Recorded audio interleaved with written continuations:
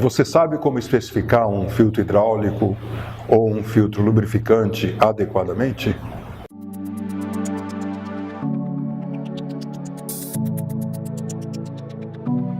Eu sou Sérgio Monteiro, da empresa Purilube. A Purilube é uma empresa prestadora de serviços de purificação e lubrificação, que também fabrica filtros hidráulicos. Nos últimos vídeos, nós vimos como se comportam os filtros lubrificantes ou os filtros hidráulicos, entendemos um pouquinho mais sobre grau de pureza ou grau de contaminação.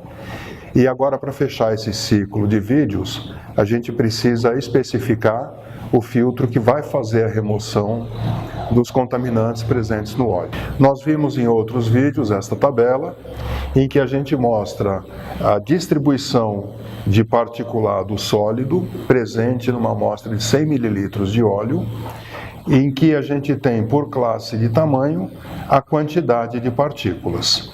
E a gente chegou à conclusão que esta amostra de óleo corresponde a um grau de pureza NaS8.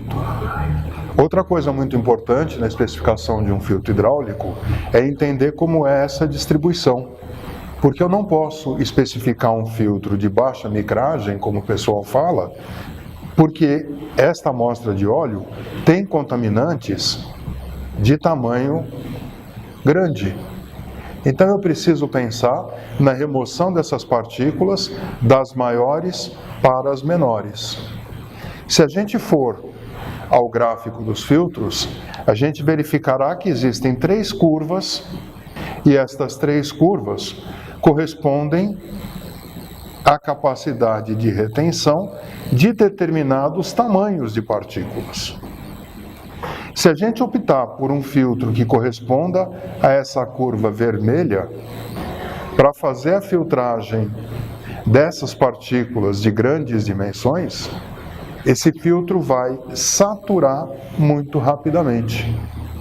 Então, para remover as partículas maiores do que 25 microns, a nossa opção será um pré-filtro nominal, de preferência um filtro bag, mas pode ser um filtro de tela, para que partículas maiores do que 25 microns sejam removidas. E este filtro, que será o primeiro de uma série de 3 filtros absolutos, não se sobrecarregue com partículas grandes. Voltando à distribuição do particulado. Nós temos uma grande quantidade de partículas entre 14 e 21 microns. E esse filtro tem uma ótima eficiência para partículas maiores do que 14 até 25 microns. A razão de retenção desse filtro para partículas maiores do que 14 é de 100, índice beta igual a 100, e para partículas de 21 microns é 1000, índice beta igual a 1000.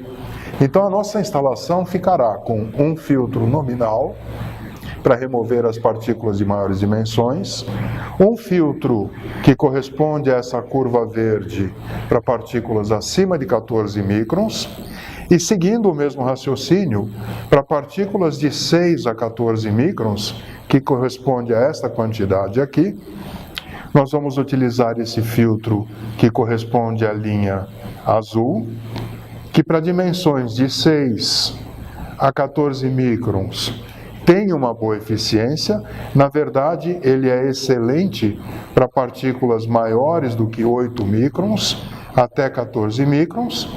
E o terceiro filtro desta sequência de filtros será este filtro que corresponde à curva vermelha, que é excelente para partículas maiores do que 4 até 14 microns, sendo que a sua faixa útil de trabalho será de 4 a aproximadamente 8 microns.